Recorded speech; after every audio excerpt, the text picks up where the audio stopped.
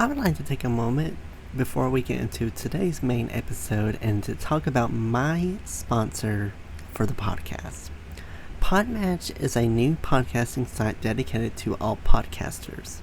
The platform helps hosts get connected with potential guests to appear on their show, as well as allow guests to find podcasts that will give them a chance to share their story. Podmatch offers many tools to help organize your page, from to-do lists to episode planning to potentially appearing on a leaderboard. Podmatch has it all. The best part, you have the potential to get paid. And who doesn't like to get paid from home? I like to. With an easy sign up, you can start connecting with podcasters and guests immediately. I have been a part of Podmatch since the beginning of May, and I have got to say that it was the best decision I've ever made because Podmatch helps your podcast grow. It helps you get connected with people that have very interesting, very compelling background stories that are just waiting for their story to be shared. So if you are a host or guest and would like to start building professional relationships, explore more opportunities, and have your story shared, I highly suggest that you sign up with Podmatch today by going to joinpodmatch.com/lethal venom to start expanding your network in seconds. I would like to give another huge thank you to Podmatch for sponsoring this episode. Now on to our main episode, and again, you can sign up at joinpodmatch.com/lethal venom to begin your podcasting journey today. Hello everyone, welcome to the Lethal Venom Podcast, the show where I talk about anything I want with the honest to God truth, no lies told. Today I'm joined by Mr. Scott Wells. He is a best-selling thriller and horror author known for weaving emotionally gripping, suspense-driven stories inspired by real-life events. With a gift for crafting high-stakes narratives that blur the lines between truth and illusion, Scott explores themes of deception, survival, and the hidden nature of reality. His breakout novel, Marked by the Ouija, established himself as a powerful voice in young adult horror, blending supernatural mystery with the emotional depth of adolescence. The book was recently named a Killer Nashville Claymore Award finalist, cementing Scott's reputation as a rising force in the genre. His stories are united by a single theme. Things aren't always what they seem. Whether on the page or on screen, his work challenges assumptions and invites readers into a world where fear, truth, and transformation intersect. He first made waves with his screenplay Phantom Ranch, which was a semi-finalist at the Atlanta Screenplay Awards, and now in development as a novel. When he's not writing, he shares his love for the wild through his YouTube channel Explore Life Outside, where he documents outdoor adventures and promotes mental clarity through nature. So I want to give a huge welcome to Scott. Thank you so much for coming on today. Thanks, Noah. Thanks for having me. I appreciate it. I'm looking forward to this. So if you could just share a little bit about yourself and just a little bit about your backstory. Sure. I grew up in a small farming town in Idaho. And, it's one of those towns that everyone knew everyone else. It was a farming town.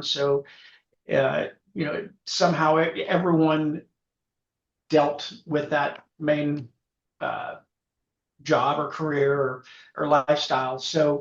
Uh, when I was in second grade, I started writing stories, and my mom kept all of them, and I found them uh, probably about a year ago, and I put them on my website.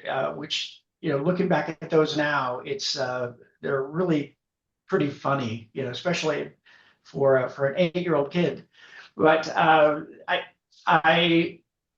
had this experience when I was 16.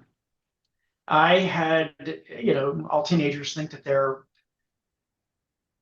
they know everything, and I was the same. So I convinced my mom and dad to let me move out when I was 16 and move into a house that was owned by my boss, and it quickly became the party house, and it it continued and until we had this experience, and then I got out. But uh, since then, I have a trade show and event business. uh, I've written this book Phantom Ranch you mentioned. I've written the screenplay. I'm adapting it to the book, and then with Mark by the Ouija, it's done so well that that it spawned other projects, besides the book. We're actually doing a short film that I've written, and we are in the initial stages of talking with Hasbro to discuss a full feature length film. So it's been exciting. There's a lot going on. In regards to the marked by the Ouija, I love how in your intro that you usually use real life events. So what real life experience inspired that book, and how did it shape the story? So that story is true. And I was there. I mean, so I bought the board, and just you hear the stories, but you don't really believe it. And of course I didn't. So I bought the board and excuse me, I was going to play with it. Uh, Two of my friends were waiting for me to get off work. This was a Sunday night, and we were going to go and do some.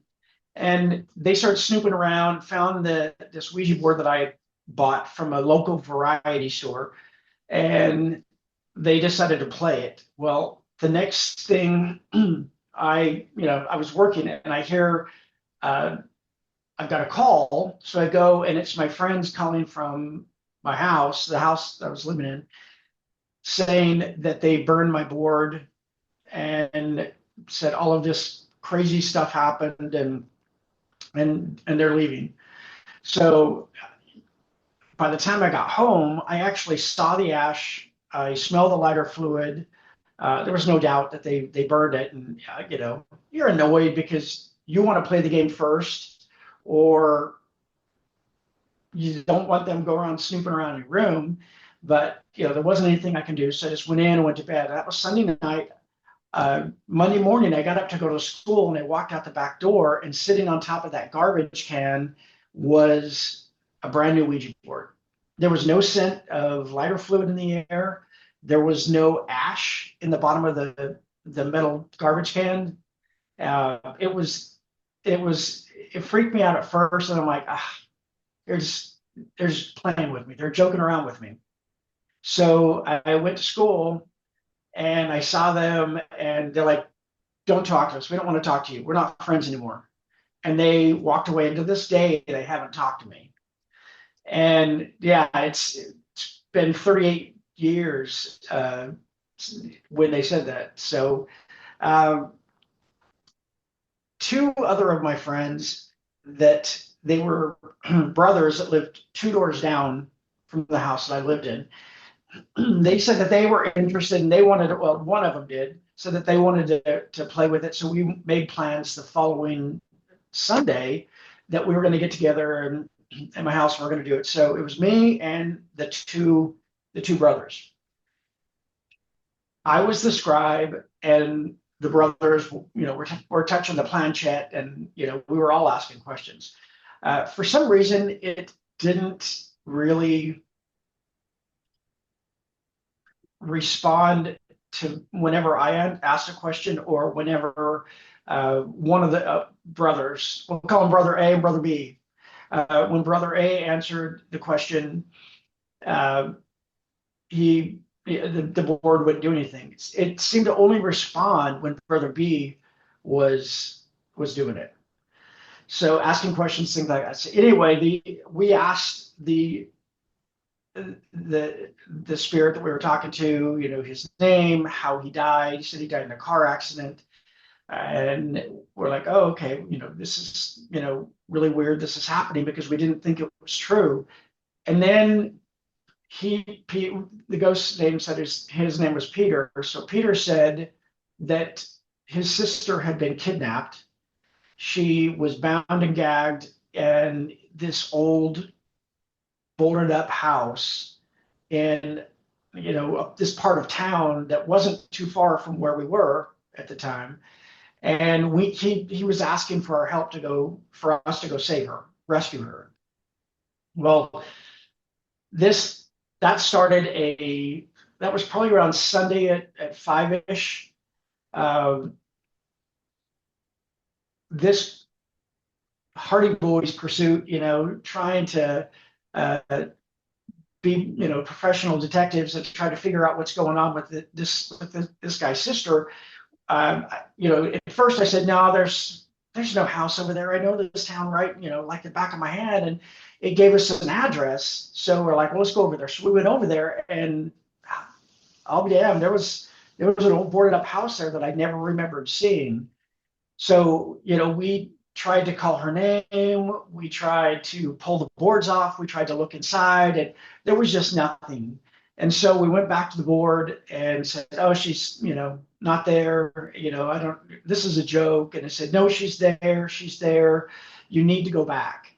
So, we went back, and by this point, it's starting to get dark. So we took flashlights, and we're kind of, it's a dilapidated house. I mean, the back roof is starting to cave in and things. And so, we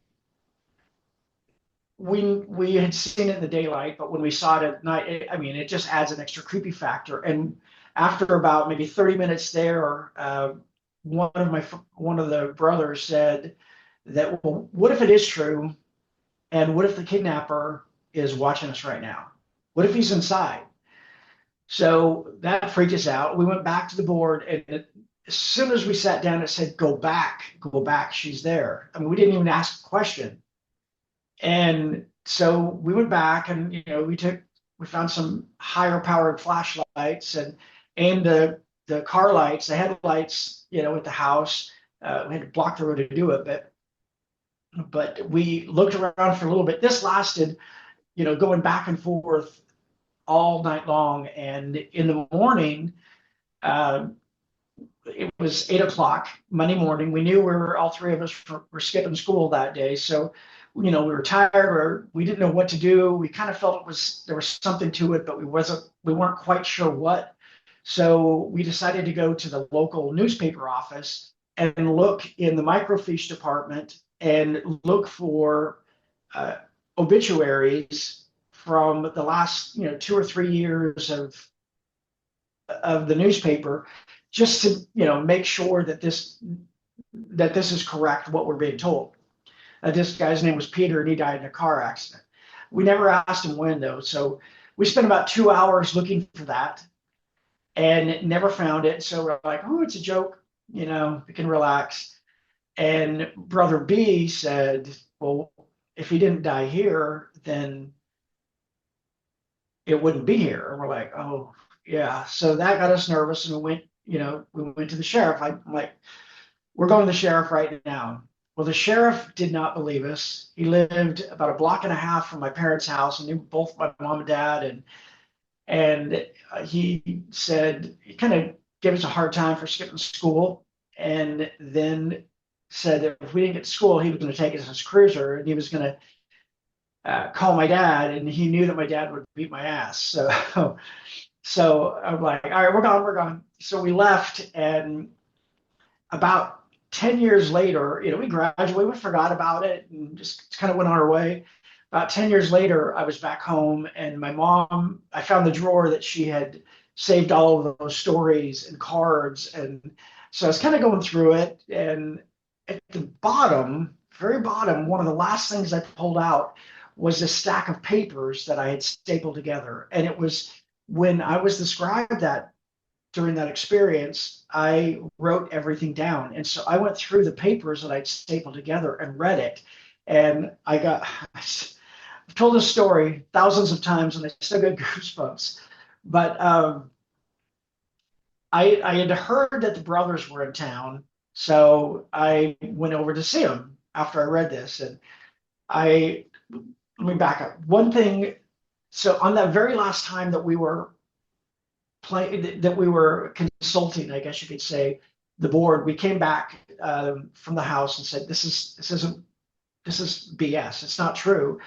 And we're like, we're not going to play this anymore. And I had mentioned earlier that the board never responded whenever I asked a question of Brother A. It was only Brother B that I responded to. So as soon as we said that this is BS, and that this is not, we're not playing anymore. We're not going to be the end of anyone's jokes, or the planchette started moving, and it said, and it actually used his name, said, Brother B, if you do not help my sister, then you will die the same way I did. And that's the reason that we decided to go to the newspaper and verify that this guy, this Peter, died in a car accident. So 10 years later, I'm back home. I find these notes and I go to see Brother A and Brother B, who are at their parents' house. I'm talking to Brother A, and we talked for maybe, I don't know, 10 minutes, 15 minutes maybe. And I asked, my dad, I'd love to talk, I'd love to see Brother B. Where is he? And he said, oh, he's like, you didn't hear. And I said, hear what? And he said, he died in a car accident. And I said, I mean, I was shocked because I just read this less than an hour before. And I said, when? And he said, oh, it's a day I'll never forget. And he gave me the date. And I felt these chills go through my arm, my chills go through my body. And I said, do you remember that day and night and next day that we were playing with the board? And all of a sudden it hit him. He remembered that threat that came through, and his jaw dropped, and he looked at me and he said, and you know what? That house burned down too. So it appeared to be true. And in the process, I lost my friend. My friend died. And I blame the board. I blame our inexperience. We didn't know what we were doing. We didn't know how powerful it was. We didn't do any research or do anything to protect ourselves. And, it's something that I've felt guilty about for years. It was my board. Uh, I'm the one that talked to him about it, but it was my friend that paid the price. And I felt horrible about that. You know, he would never have kids. He would never get married. He would never, everything with his family. I mean, they're losing a son and a brother. So I felt horrible. And then when I thought I need to write this book, I need to write it because I want to promote. I want people to know that Brother B was a great guy, uh, and it's such a weird story. It's one of those stories. I think that true stories are often scarier than ones people make up. Because people can relate to them. And this. I mean, this has affected my life. So I wrote the book, and in the process of writing the book, I realized how, and I guess why, Brother B died in a car accident. When he had, so they lived two doors down from me. When my first two friends were playing with it, they had their own experience and said the table was levitating. I mean, there was a lot of things that was going on, and it was noisy. And so Brother B, being two doors down, heard the noise, knew that I was at work, and came over to check it out. And when he got over there, they were standing. The first two friends that were playing it were standing in the back, just almost like frozen. And once they ended up telling Brother B, we need to burn this, but they were afraid to. And Brother B's like, it's just a game. So he threw it in, and he's in the garbage can, and he's the one that burned it. And so that's where the title of the book came from, is marked by the Ouija. Brother B was marked because he disrespected the board, and then he disrespected to get the threat. He disrespected, Peter. So, there's a lot of people that think, it's not real. It's just a game. I mean, the age limit right now is 8 and above. I mean, it's crazy. So, long-winded answer to your question. That's what inspired me to write the book. That's what it's my personal story, and it's a true story. There is one aspect that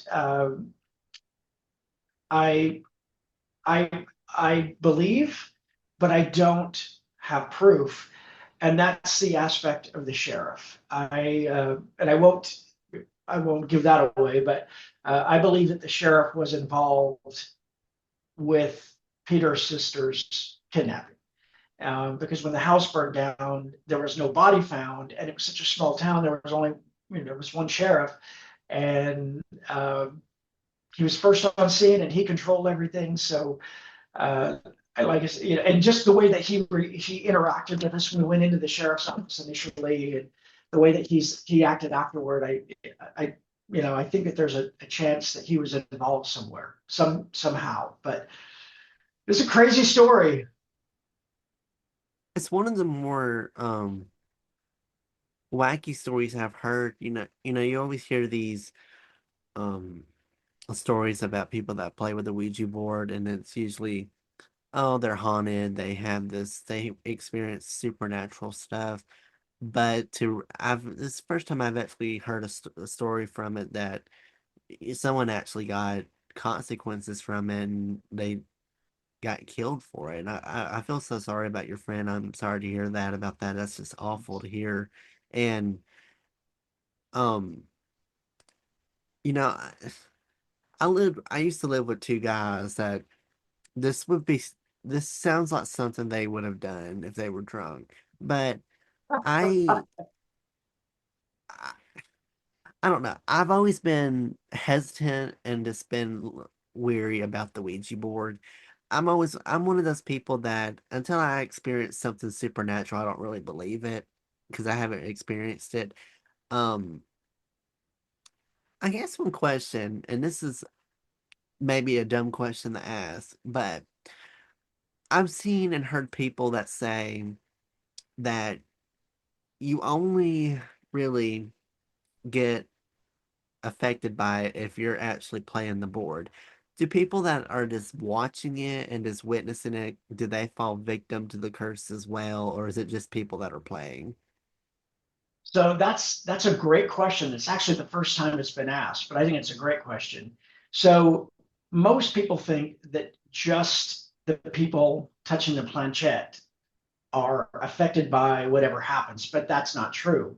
For me, I never, I touched the planchette, taken it in and out of the box, but I didn't play with the planchette. I was just the scribe. Mm. Um, there are other people, and since I've started promoting the book, I've had thousands of people from around the world send me, their experiences and their messages, and and this content, this topic is such a hot button for so many people. You either believe it or you don't. There's a small portion in the middle, which I'm like you, and I didn't believe in this at first. When we first started, I didn't believe my friends when they told me about their experience. But Hmm. I want to see it. I want it before I can believe it. I want some proof. It's like Bigfoot. Right. Yeah, I don't think that there's a Bigfoot out there, but I like watching Bigfoot movies. It's just another character. I want to see Yeah. proof.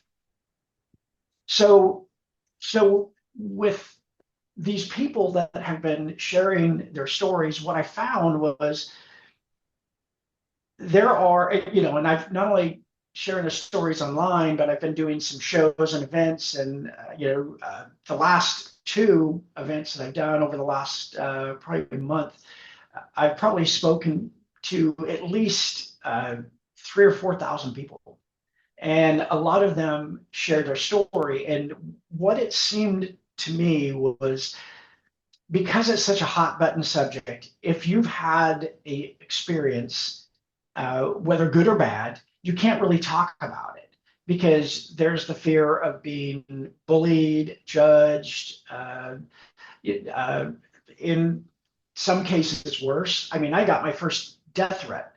I got a death threat because I wrote this book, and it just, for 2 weeks, I looked over my shoulder, and to make sure that I wasn't being followed. And I mean, and then I thought, I cannot live like this. I knew that I was going to get some resistance, but I didn't realize it was going to get so personal. But when I've been talking to these people, especially face to face, I realized that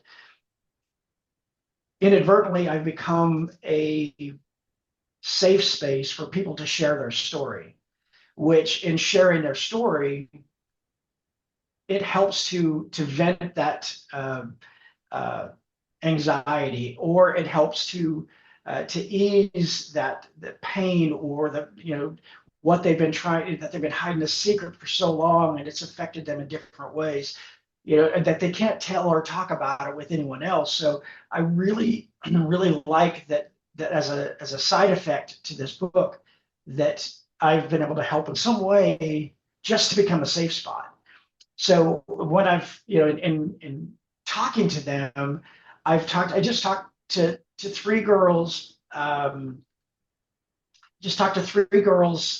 this last show, and two of them played with it, one of them didn't.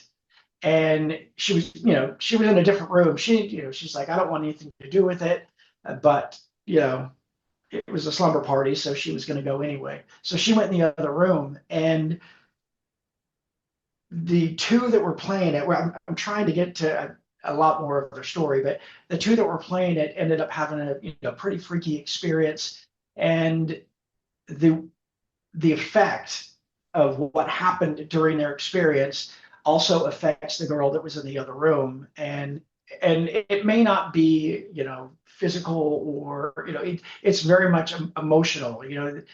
The things that she heard, the things that she saw, I mean, that caused a fear in her that it affected. So the answer to your question is yes. I believe even if you're in the same room as a watching, or if you're in the same house, then depending on the severity of the experience, that it can affect you.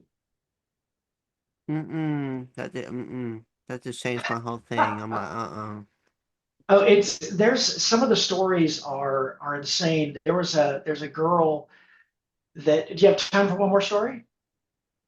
I've got a couple more. Yeah, yeah. Yeah, So share them. all right. There's a girl that we're trying to talk to. So one of the side, along with the Hasbro and the short film that we're doing, we're also in close to editing the first season of a TV project. And so we've been interviewing people and their personal experiences for this TV project.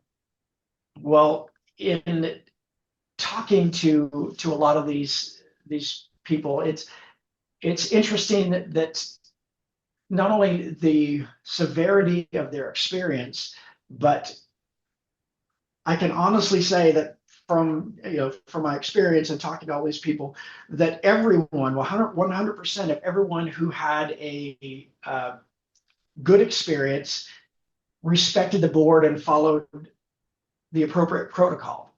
But 100% of the people that had a negative experience, mine included, we didn't know the rules and we didn't follow them. And I was able to took me a couple of years through the grief, the guilty thing, and I was able to find a way out. But there's a lot of people that just don't have that outlet, and there's also a lot of people that haven't tried it, that want to try it, and there's something drawing them to play with the board. And when I ask, everyone has their own decisions, but before you even think about it, please do some research. And because there are 13 rules, that we call them the safety rules, for a Ouija board, and we ended up putting together a little pamphlet, kind of like a brochure type thing. It's a little square, 8 by 8 inch,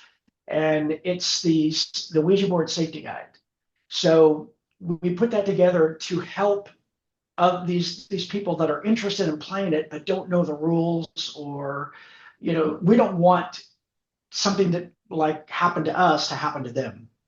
And we want to, if and just one thing I just want to clarify is, with this book, I'm not condoning the use of the Ouija board. This is just my personal experience. I haven't used the board since, but this is a story that I felt needed to get out for a variety of reasons. One is, I wanted to do it for my friend, and I wanted to share the uh, to the story. I wanted to share the stories because the movies and things you see from Hollywood, and this is just my personal opinion, but they've all been pretty cheesy. I'm like, come on. There's no, purpose to it. It was cheesy. My experience was real. It was true. It was authentic, and I wanted to get that out there to be able to get it discussed and talked about in the mainstream more. So these millions of people who have had experiences that are holding it in and letting it fester and eat them alive, it gives them a chance where they can actually share their story and get past this once and for all. There's a guy that I met at the show about a month and a half ago, and he and his wife stopped by the booth, and his wife, when they stopped, his wife turned to me and said, "Look, you know, I'm Catholic. I don't want anything to do with this. I don't think we should stop here. Let's keep going." And she's like, "No offense to you." I'm like, "No offense taken." And then her husband said, "I would like to talk to you." And so he actually sent his wife, down the aisle and watched her until she got far enough away. And then he turned around to me and he said, "My uncle played with a Ouija board at their house when this guy was," he said, 5 or 6 years old. He's 55 now. He said something attached to him. This is a true story of what you had asked earlier as well. He wasn't playing with, but something attached to him. And for 50 years, he's been dealing with this. So I asked him, I said, what is it? And he said, "I don't know." He said, "But my wife wakes me up quite a few times during the night and tells me and she recorded it, that he's speaking in this language that she's never heard before. And his voice is not his voice. He said it was like a grussly, type of voice that really, like a more monster, demonic. And so he actually saw the video that she recorded of him, and he said, "I don't know that language either." He's Hispanic. He's like, "I don't," and he's well traveled. He's like, "I don't know what that language is." So uh, again, going back to your first question, but in talking to all of these people, my thought is, if I can get this conversation into the mainstream, get more people discussing it, maybe the high number of, don't believe it and the believe it can, start to blend together. And the people that have played it, that have experiences, won't have to let it degrade the rest of their life. They won't have to let it affect their lives, because it affects their relationships, their children, their grandchildren, their house, their sanity, their sleep. There's so many things. But the other thing is that I wanted to do is give those that have never played it and were seriously considering it a chance where they could actually get some more information. I wanted it to be educational as well. So that's why I wrote the short film. And we currently have a Kickstarter campaign that's live right now. It's called Once Marked, There's No Turning Back. It's the marked short film. And we're currently raising money for the short film, and then we are also in the process of interviewing people on their own personal Ouija board stories. So if there's anyone that you guys know that would be interested in being interviewed on camera about their personal Ouija board story, I would love to hear from them. We'd love for everyone to check out the Kickstarter campaign, because every dollar helps, and there's some really cool offerings that we have. You can get an associate producer credit and have your name in the credits. You can get a link to the film before it hits the film festivals. You can, there's two spaces where people can actually join us on set when we're filming. So we'd love for people to go do that. And what I'm trying to do is, with all of this is like I mentioned, I wanted to get it in the uh, more of a discussion so people can talk honestly and openly about it and have the backup and the knowledge to not be scared, but to respect it. I don't think anyone should play with it. But everyone, has the right to do what they want. So if they're going to do it, I want to be able to at least give them some more ammunition to protect themselves so they don't get caught up in something that affects the rest of their life. Yeah, you can't control what everyone does. I mean, just hearing this, which I wasn't gonna play with it to begin with, but hearing these stories kind of gives me ever more right not to play with it. Um, the only thing I've ever heard people say that you want to do is, and I tend to, I don't know, every time I see people, it's evident that they're pushing it. That's always been my thing. It's always had a huge fight of you're touching it, you're pushing it, you're moving it. And I love that people say that you're pulling it because if your fingers are mashed down on it, it's looks like it's really hard to push it and pull it towards you. It's more easier to push. Or that's just my opinion. But I've always heard that you're supposed to at the end say goodbye and they're supposed to not really attach to you, but apparently they still attach to you for some reason. So my advice, and I think Scott's and I's advice is we don't really advise you to play it, but yet again, we can't control what you do. So if you want to, so if you choose to play it, maybe check his stuff out and read his guide so that you have a better experience and does you don't really suffer consequences from it. But if you don't want to suffer consequences, don't do it. That is the truth. And everyone can get a copy of the Ouija board safety guide by signing up for our Substack account. That is it's Substack. It's official Twisted Tales. And when they sign up for that, they can actually download a free copy of that. And that has all 13 rules. And you're absolutely right, Noah. You never leave the session or never walk away without saying goodbye. I've got another quick crazy story that relates to this about never saying goodbye and having something horrible happen. So there's another girl that we're trying to interview. Her and her two girlfriends were in junior high, and they're on the sleepover. Girls sleepover. That's the stereotypical Ouija board movie that's been out. And they decided that they were going to play it at 3 o'clock in the morning.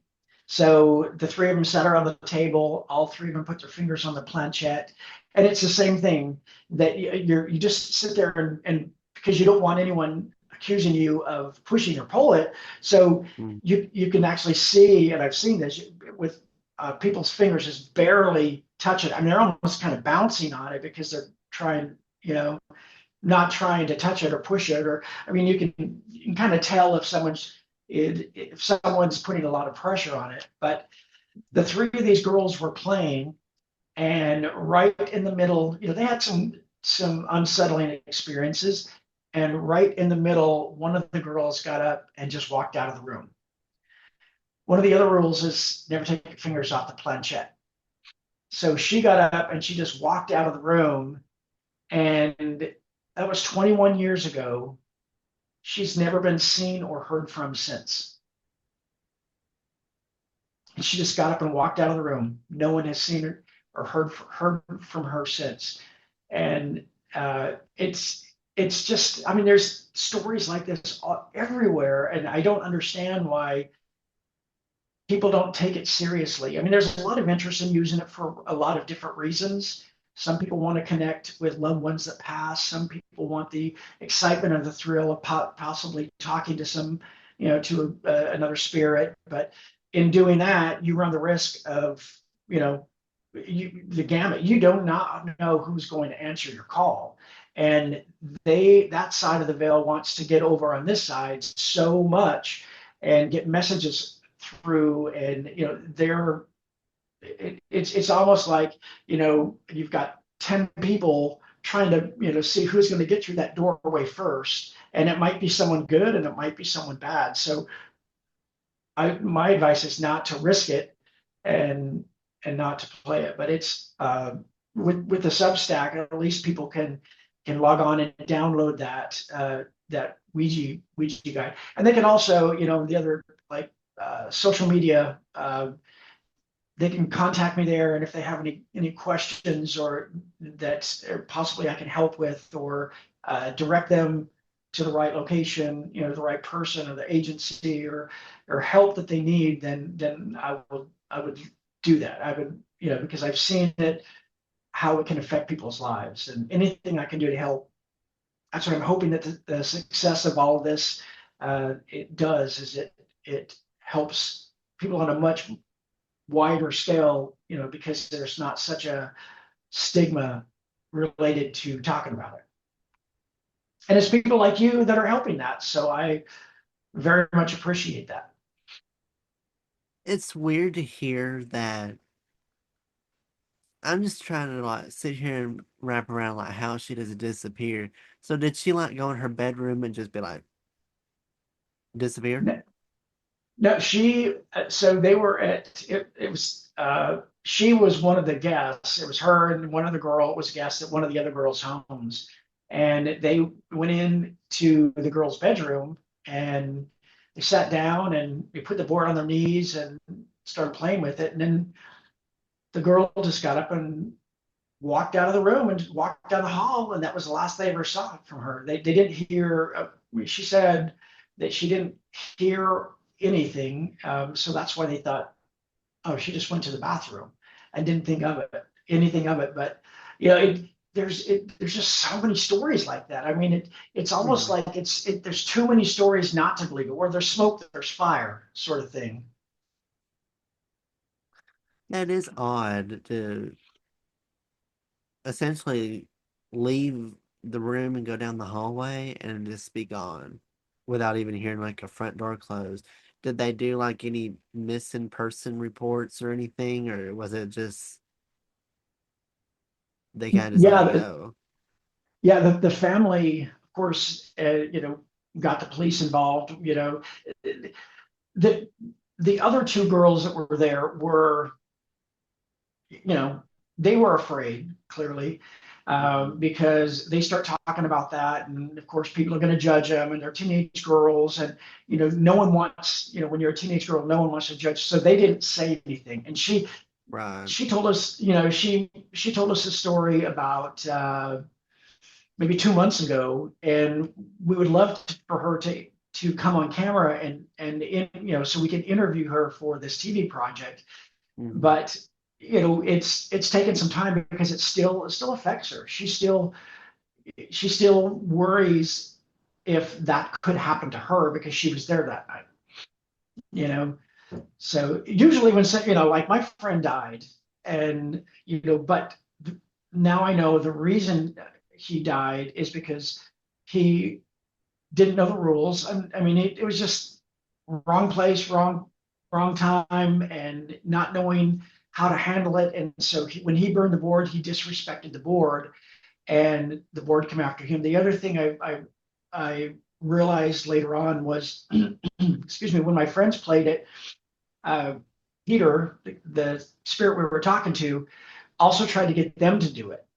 And when they seemed a lot less uh, patient with trying to figure it out, and so things got a little rough, with their experience, and it scared them so much. That's why they took the board out, and Brother B burned it. Uh, but it's a crazy story. It's even a crazier experience. Um, but I know that there's a lot of people out there that have some pretty shocking experiences, and I think we need more safe spaces for them to share it. and to get it off their chest and not to let it affect the rest of their life in a negative way. I agree.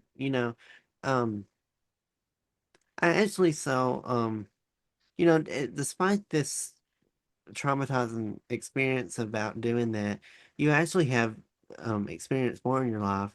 Earlier in life, you actually had experienced homelessness. Can you share and talk a little bit about your experience with that and how it transformed your voice as a writer? Yes. So I was in my 20s. I had moved to Atlanta.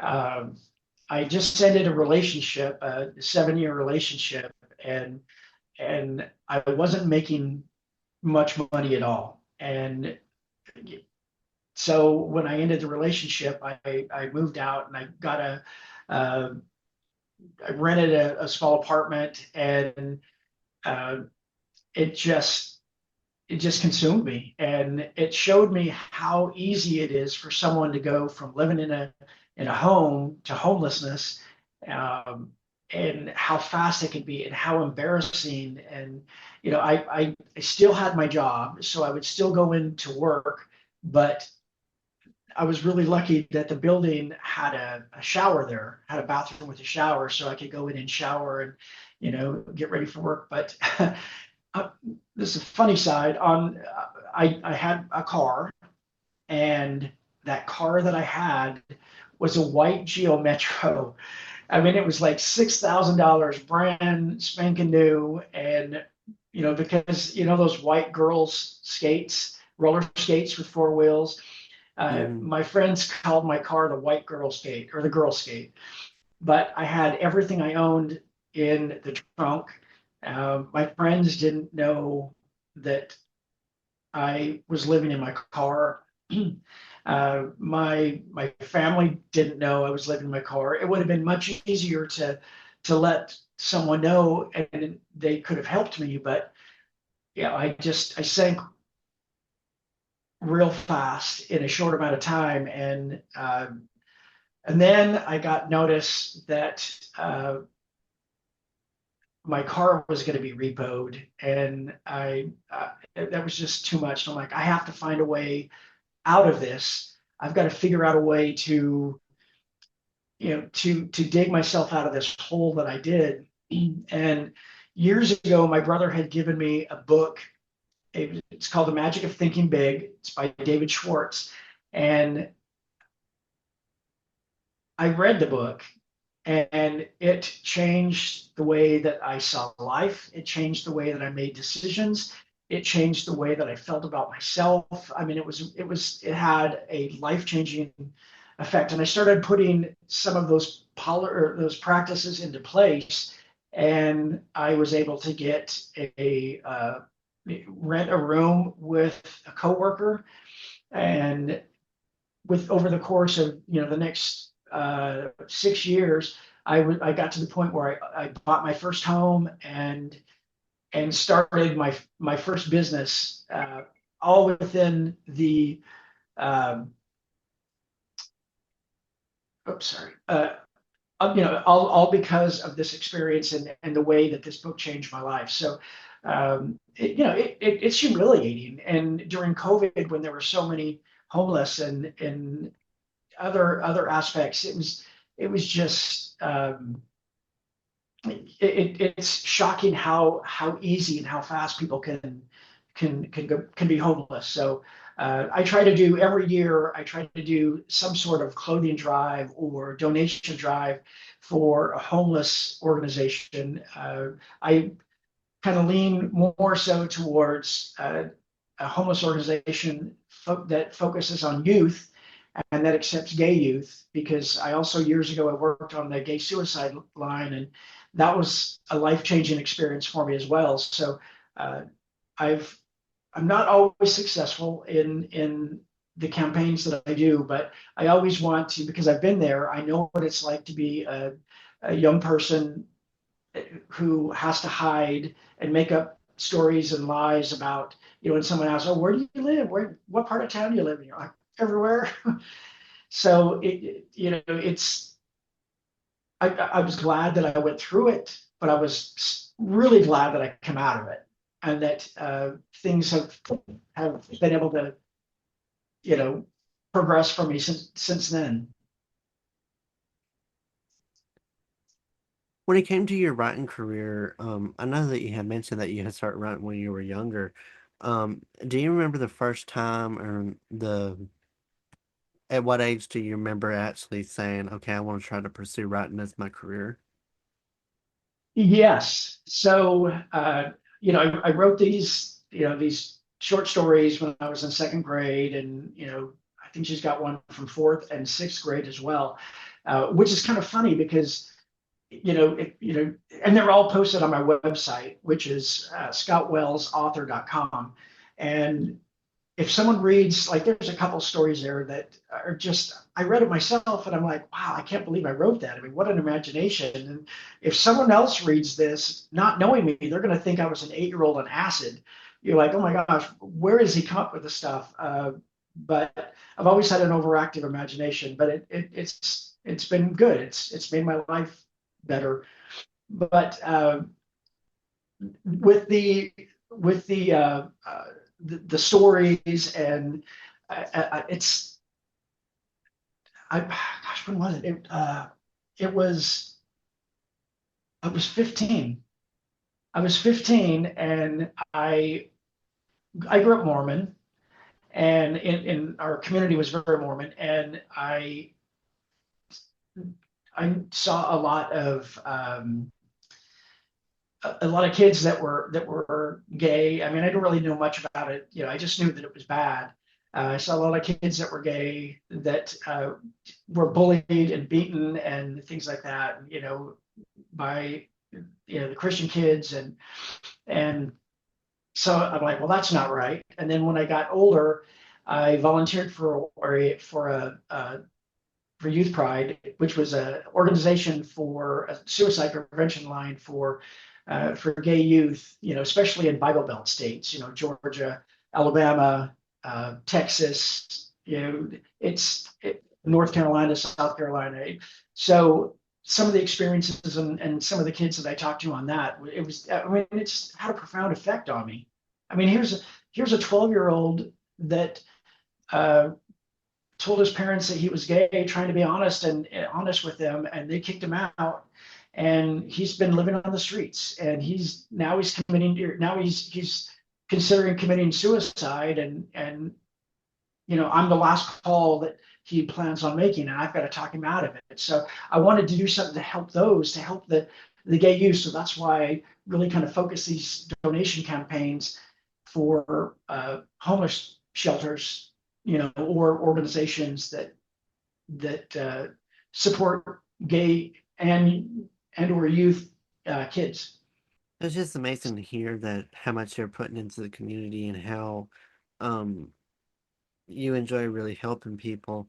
Um, from your experience writing, what do you think is the biggest influence of what draws people, especially teens, since you write young adult, young adult usually targets teens and younger kids. What do you think draws them to the horror and stories about the unknown? So I think one of the things that draws people to these stories is, first thing is that they're true. The other story, Phantom Ranch, that you mentioned earlier, that we talked about in the beginning, that's a true story of when I was backpacking the Grand Canyon and ran into a serial killer, and he tried to kill my friend and I because he wanted my friend's wife. So I'm one of those people that just have crazy weird experiences, and once I get through the trauma, then it just turns out to be great stories, and everyone loves a great story. So with this first book, Marked by the Ouija, it's kind of gave me uh, an introduction to everyone that said, hey, this is who I am. This is why I write. When I was 15, I set a goal that I wanted to write. I wanted to write something that was published. And years later, when I was in Atlanta, was volunteering on the youth suicide line, I decided that I wanted to write an article about Mormon, the high, just incredibly high rate of gay Mormon youth.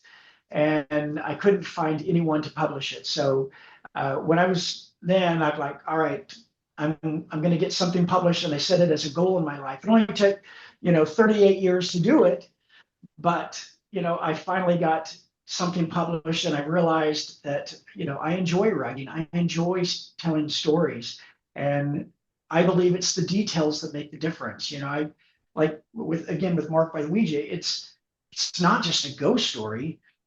This is something that really truly happened. This is something that people need to know about before they get themselves in the same situation.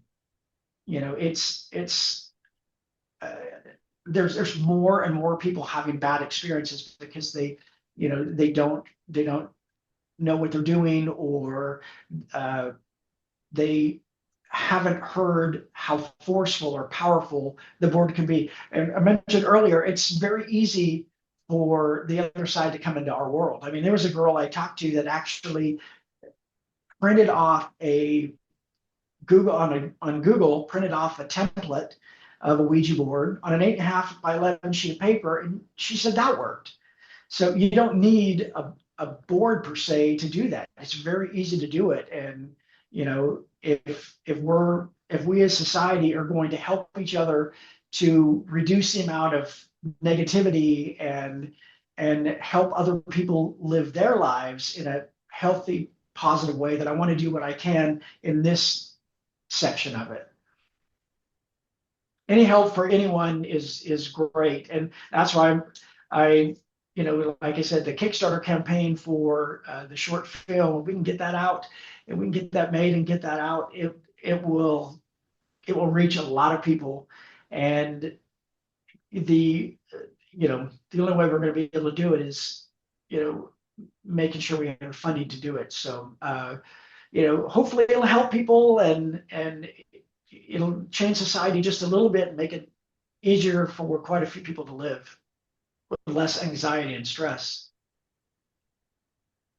You know, I heard this story once from a comedian. He told a story about how he was dating someone at the time, and his girlfriend actually made him want to do the Ouija board, and it was he went the girl decided to do the Ouija board, and of course he was kind of like, I don't want to do it.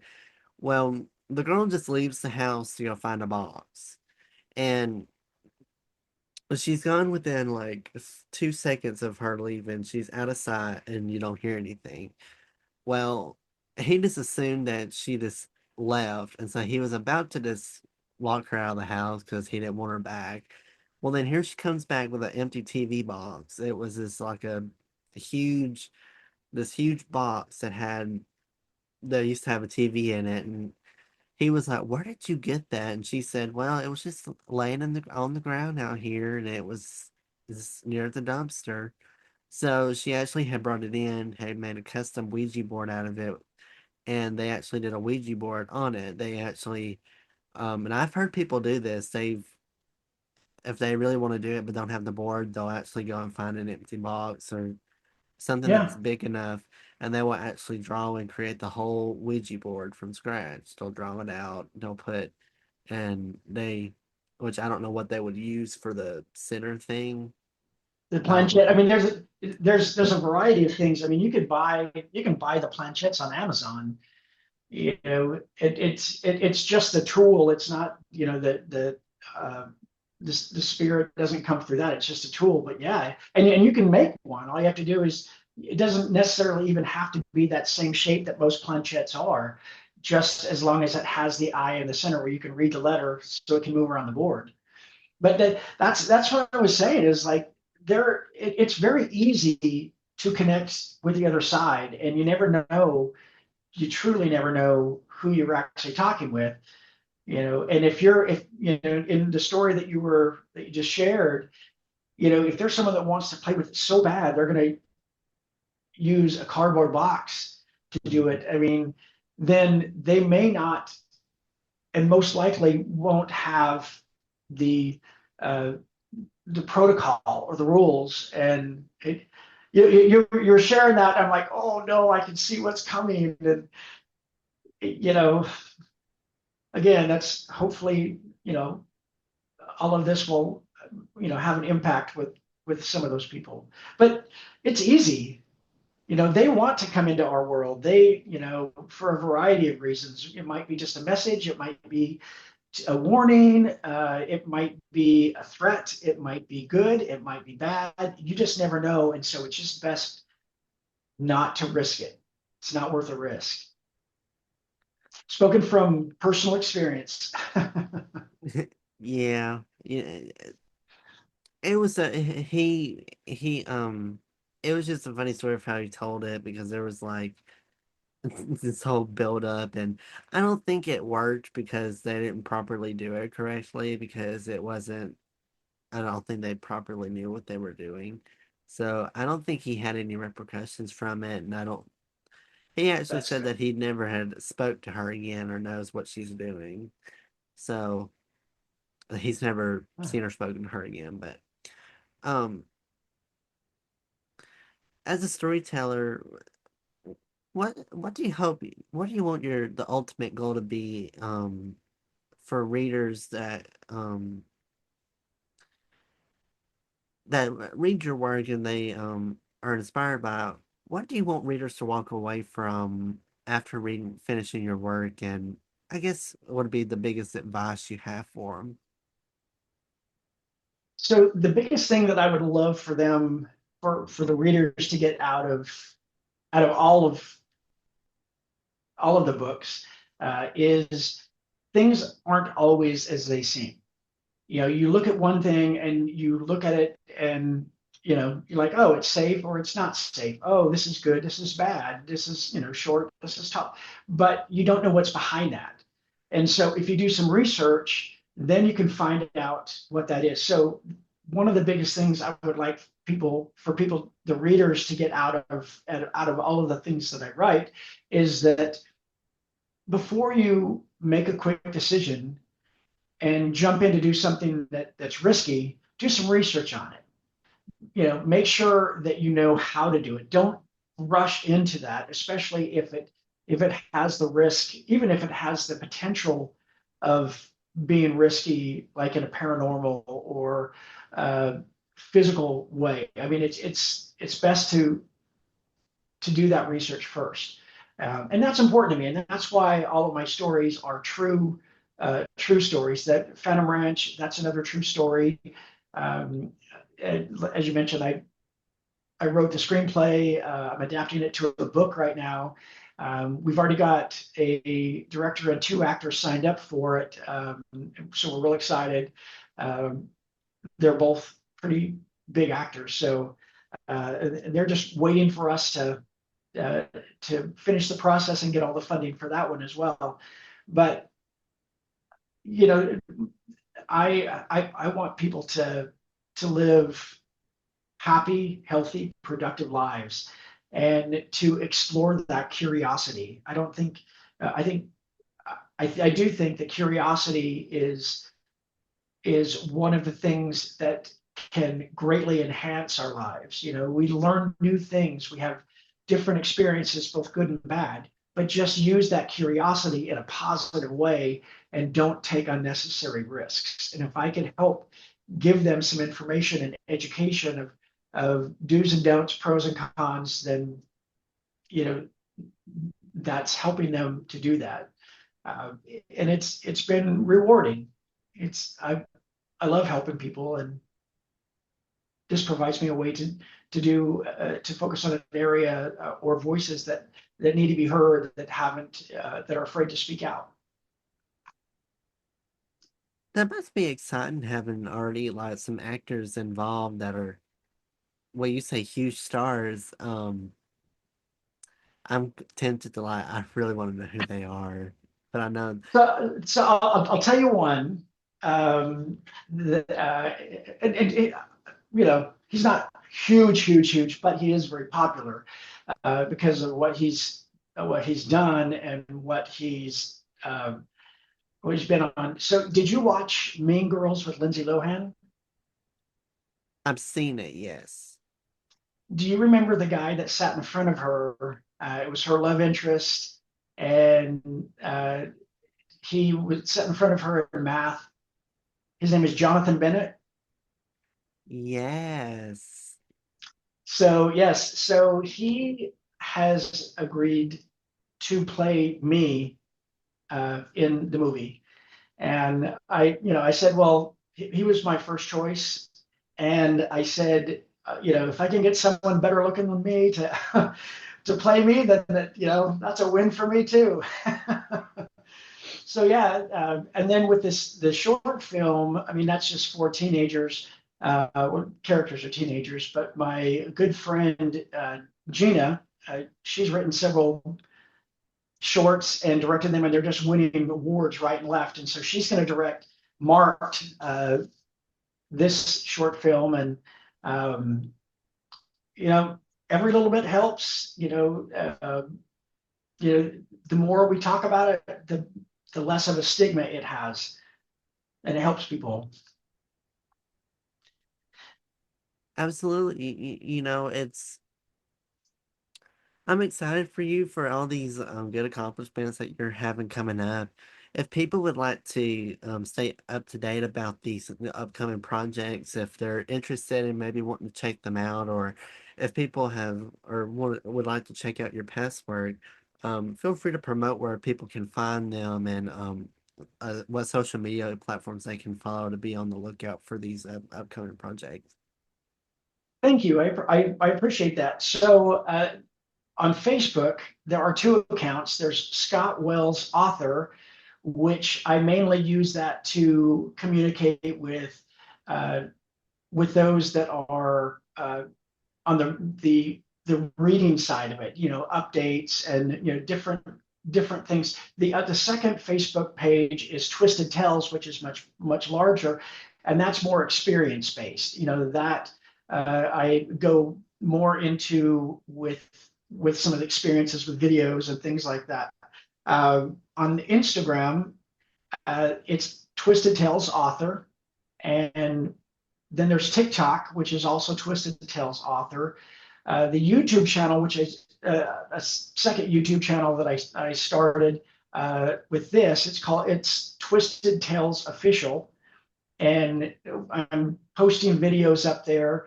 And then of course there's the website, which is scottwellsauthor.com. And then the Kickstarter campaign, it's titled Once Marked, There's No Turning Back. And through all of these efforts, there's also Substack. Substack is Twisted Tales Official. And with Substack, it's still a fairly new platform, but with that, we're actually we're posting more in-depth stories, maybe some back history. We get more personal with everyone that joins it. They can download the Ouija board safety guide. So the Substack, each social media platform adds just something different for everyone. And there's people that have joined all of them just to make sure they don't miss anything, because there's some other exciting things coming up too. I'll as always, what I do is I'll put all of his links in the description. I'll put his website and his social media accounts down there, so that if you are interested in maybe wanting to maybe check him out and everything, it'll all be there easily in one place. You can also follow me on social media as well. Instagram and TikTok, it's Lethal Venom Podcast on there. You can also find me on Facebook, Twitter, and YouTube. It's Noah's Podcast on there. And as always, you can listen to Lethal Venom wherever you get your podcasts from. I'm available on Spotify, Apple, Amazon, iHeartRadio, YouTube, Pandora. It's essentially everywhere you get podcasts. So feel free to follow to get notifications of when new episodes come out. So you'll be first to listen to it. Scott, thank you so much for coming on, sharing your story. It's been some very fun stories, and hopefully some people check your work out and hopefully give you some more um, more fandom and get you a little bit more of a fan base. So thank you for sharing your stories with my audience today. Thank you, Noah. I appreciate, coming on your show and the conversation. I love talking about the story. I love, even though I get chills when I talk about it, I love that. And, I want people to feel what I feel. I want them to get involved, and so I love seeing it when they do. So being able to talk to you and share the story, and just the conversation that we had before, I've had an awesome time. I really, really appreciate it. Well, you're more than welcome to come back on anytime you would like. I'd love to have you back on. So feel free to come back anytime you want to. Thank you to everyone for listening. Y'all have a great rest of your day and week. Y'all stay safe, and I will catch you on the next episode of Lethal Venom.